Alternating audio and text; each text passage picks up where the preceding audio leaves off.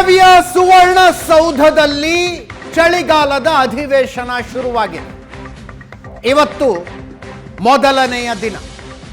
ಮೊದಲ ದಿನ ಯಥಾ ಪ್ರಕಾರದ ಕಾರ್ಯಕಲಾಪಗಳಿರ್ತವೆ.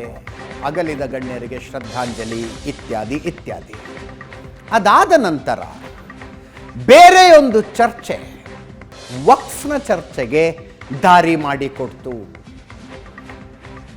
ಚಳಿಗಾಲದ ಅಧಿವೇಶನದಲ್ಲಿ ಈ ಸಲ 12ನೇ ಶತಮಾನದಲ್ಲಿ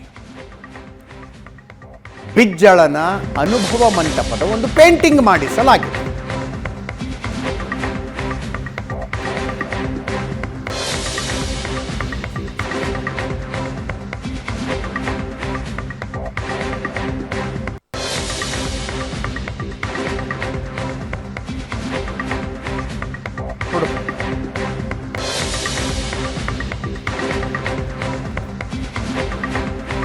ಅನುಭವ ಮಂಟಪದ ಕಲಾಕೃತಿಯನ್ನು ಅಳವಡಿಸಲಾಗಿದೆ.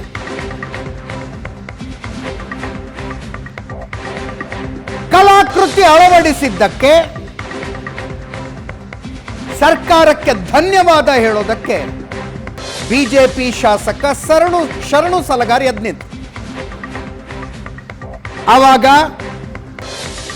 ವಿಪಕ್ಷ ನಾಯಕ ಆರ್ ಅಶೋಕ್ ಅನುಭವ ಮಂಟಪ ಕೂಡ ವಕ್ಫ್ ಪಾಲಾಗಿದೆ ಅಂದ್ರು.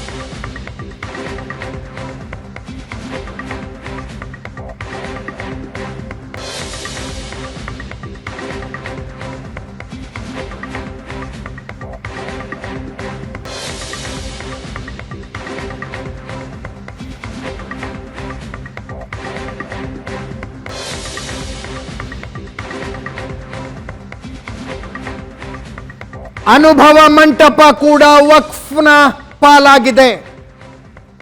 ಚರ್ಚೆಗೆ ಅವಕಾಶ ಕೊಡಬೇಕು ಅಂತ ವಿಪಕ್ಷ ನಾಯಕ ಆರ್ ಅಶೋಕ್ ಆಗ್ರಹಿಸಿದರು.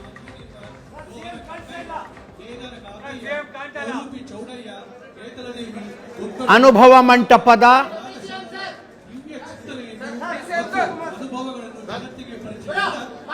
ಆಯಿಲ್ ಪೇಂಟಿಂಗ್ ಅನ್ನ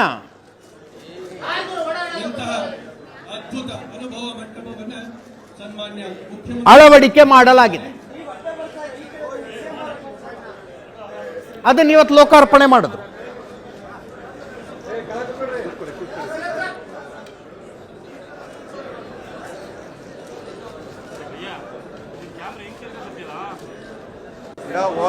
ಅದಕ್ಕಾಗಿ ಬಿಜೆಪಿ ಶಾಸಕ ಶರಣು ಸಲಗಾರ್ ರಾಜ್ಯ ಸರ್ಕಾರಕ್ಕೆ ಧನ್ಯವಾದ ಹೇಳೋದಕ್ಕೆ ಬಂದರು.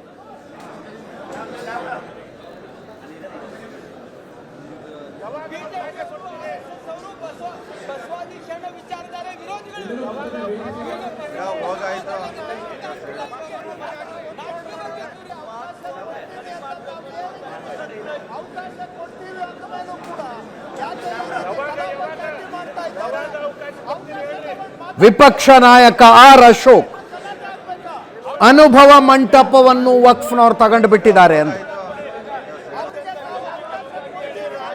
ಅದರ ಬಗ್ಗೆ ಚರ್ಚೆಗೆ ಅವಕಾಶ ಕೊಡಿ ಅಂದ್ರು.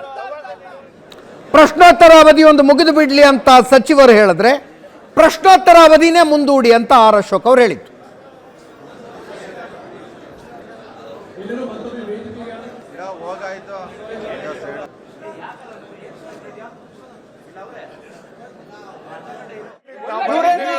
ಚರ್ಚೆಗೆ ಅವಕಾಶ ಕೊಟ್ಟಿಲ್ಲ. ರೈತರಿಗೆ ಚರ್ಚೆ ಆಗ್ಬೇಕು.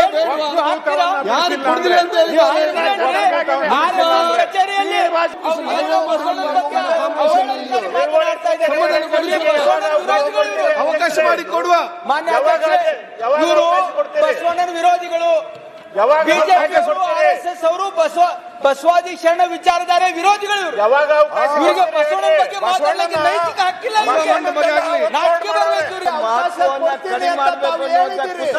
ಅವಕಾಶ ಕೊಡ್ತೀವಿ ಅಂದ ಮೇಲೂ ಕೂಡ ಯಾಕೆ ಈ ರೀತಿ ಕಲಾಪಕ್ಕೆ ಮಾಡ್ತಾ ಇದ್ದಾರೆ?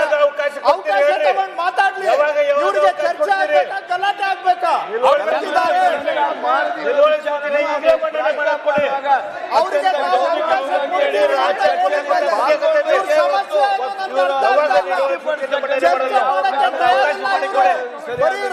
ಮಾಡಕ್ಕೆ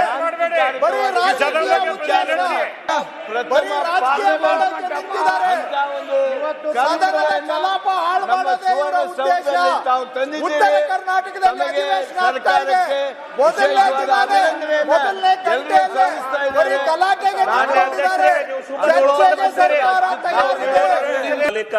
ಆಯ್ತು ಬನ್ನಿ, ಕೂತ್ಕೊಳ್ಳಿ. ಆಯ್ತು, ನೀವು ಕೂತ್ಕೊಳ್ಳಿ. ಶಿವಲಿಂಗರು ಕೂತ್ಕೊಳ್ಳಿ. ಈಗ ಆಮೇಲೆ ಮಾಡೋಣ. ನೀವು ಕೂತ್ಕೊಳ್ಳಿ. ಈಗ ಜಮೀನು ಅಲ್ಲೆಲ್ಲ ನೀವು ನೋಡಿ, ನೀವೇ ಸರಿ ಇಲ್ಲ, ಇವರಿಗೆ ಬುದ್ಧಿ ಹೇಳ್ತೀರಿ. ಏನಿತ್ತು ಅವರೆಲ್ಲ ಸೂಚನೆ ತಂದಿದ್ರ ಖಂಡಿತವಾಗಿಯೂ ನಾನು ಸಂವಿಧಾನ ಮತ್ತು ನಮ್ಮ ವಿಧಾನಸಭೆಯ ನಿಯಮಕ್ಕೆ ಅನುಗುಣವಾಗಿ ರೂಲ್ಸ್ಗೆ ಅನುಗುಣವಾಗಿ ಖಂಡಿತ ಅದಕ್ಕೆ ನಾನು ಚರ್ಚೆ ಮಾಡಲಿಕ್ಕೆ ಅವಕಾಶ ಮಾಡಿ ನಾನು ಕೊಟ್ಟಿರ್ತೇನೆ. ಈಗ ನಾನು ಈ ಒಂದು ಅನುಭವ ಮಂಟಪದ ವಿಷಯ ಒಂದು ಮುಗಿದು ಕ್ವಶನ್ ಅವರದ ತಕ್ಷಣ ನಿಮಗೆ ಆ ಚರ್ಚೆ ಮಾಡಲಿಕ್ಕೆ ನಾನು ಅವಕಾಶ ಮಾಡಿ ಕೊಡ್ತೇನೆ. ಕ್ವಶನ್ ಅವರ್ ಆಮೇಲೆ ತಗೊಳ್ಳಿ ಸರ್. ಬಿಜಾಪುರದಿಂದ ಆರಂಭ ಆಗಿದೆ ಗಲಾಟೆ, ಉತ್ತರ ಕರ್ನಾಟಕದಲ್ಲೇ ಬರೋದು. ಈಗ ಉತ್ತರ ಕರ್ನಾಟಕದಲ್ಲೇ ಬಿಜಾಪುರ ಇರೋದು ಇನ್ನೆಲ್ಲಿದೆ? ನೋಡಿ, ಅದಕ್ಕೆ ಚರ್ಚೆ ಎಲ್ಲಿ ತಗೊಳ್ಳಿ. ನೋಡಿ, ನಿಯಮವನ್ನು ನಾನು ರೂಪಿಸಿದಲ್ಲ. ಅದಕ್ಕೋಸ್ಕರ ಆಯ್ತು, ದಯವಿಟ್ಟು ಕ್ವಶನ್ ಅವರ್ನ ಮುಂದೆ ಹಾಕಿ. ಈಗ ಈಗ ಅನುಭವ ಮಟ್ಟದ ಬಗ್ಗೆ ಮಾತಾಡಲ್ಲ. ಈಗ ನೋಡಿ, ಅಧ್ಯಕ್ಷರೇ, ನಾಳೆ ಅಗಲದ ಸದನವನ್ನು ಮಧ್ಯಾಹ್ನ 2:30 ಗಂಟೆಗೆ ಮುಂದೂಡಲಾಗಿದೆ.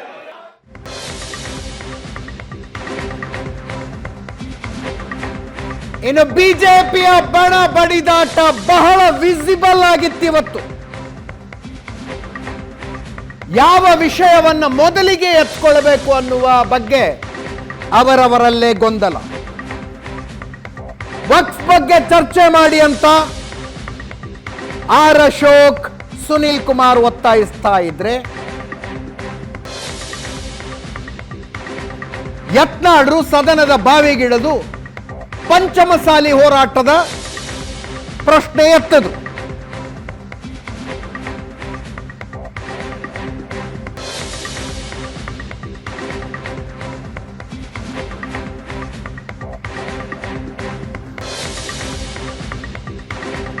ಪಂಚಮಸಾಲಿ ಹೋರಾಟಗಾರರು ಟ್ರ್ಯಾಕ್ಟರ್ ರ್ಯಾಲಿಯ ಪ್ಲಾನ್ ಮಾಡಿದ್ರು, ಸರ್ಕಾರ ಅದಕ್ಕೆ ಅವಕಾಶ ಕೊಟ್ಟಿಲ್ಲ.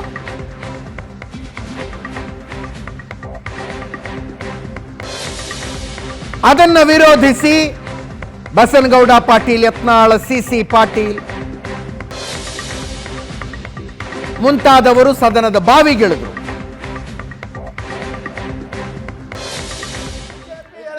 ವಿಪಕ್ಷ ಉಪನಾಯಕ ಅರವಿಂದ್ ಬೆಲ್ಲದ್ ಅವರನ್ನ ಬೆಂಬಲಿಸಿದರು.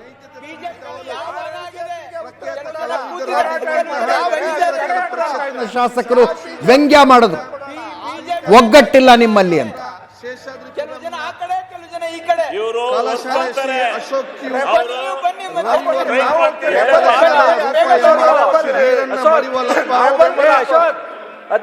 ಬೈಲ್ಹೊಂಗಲ ಮತ್ತು ಮಹೇಶ್ ನಾಳೆ ಹೋರಾಟಕ್ಕೆ ತಡೆ ಯಾಕೆ ಮಾಡಿದ್ದೀರಾ? ನಾಳೆ ಹೋರಾಟಕ್ಕೆ ತಡೆ ಯಾಕೆ ಮಾಡಿದ್ದೀರಾ? ಮೊದಲ ಸಭಾಧ್ಯಕ್ಷರು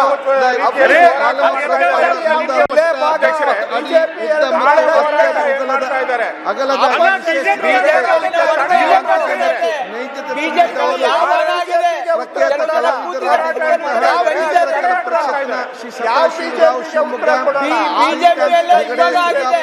ಶೇಷಾದ್ರಿ, ಕೆಲವು ಜನ ಆ ಕಡೆ, ಕೆಲವು ಜನ ಈ ಕಡೆ. ಇವರು ಅಶೋಕ್ ಬನ್ನಿ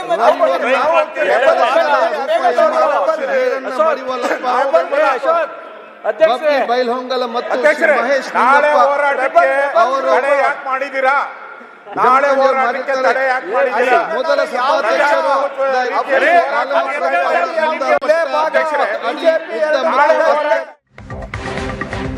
ಇವತ್ತು ಬಿಡಿ ಗೊಂದಲದ ಗೂಡು. ಶಾಸಕಾಂಗ ಪಕ್ಷದ ಸಭೆಯಾದ ನಂತರ ಒಂದು ಒಗ್ಗಟ್ಟು ಬರಬಹುದು ಅಂತ ನಿರೀಕ್ಷೆಯಲ್ಲಿ ಬಿಜೆಪಿ ನಾಯಕರಿದ್ದಾರೆ.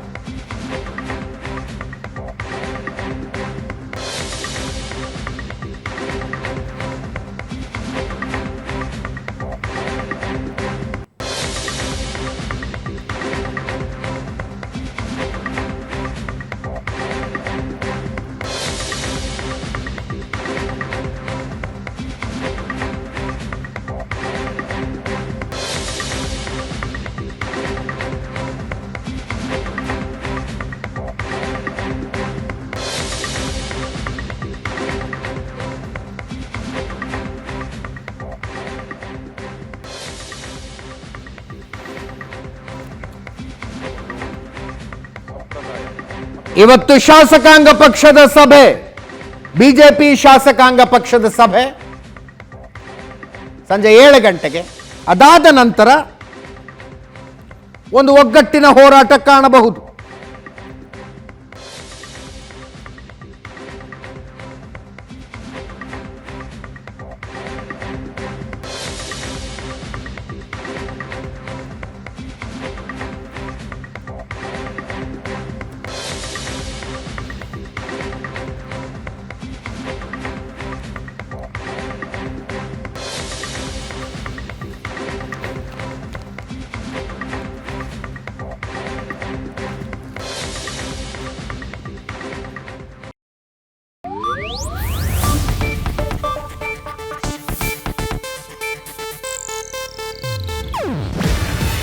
ಇದು ಏಷ್ಯಾನೆಟ್ ನ್ಯೂಸ್ ನೆಟ್ವರ್ಕ್ ಪ್ರಸ್ತುತಿ.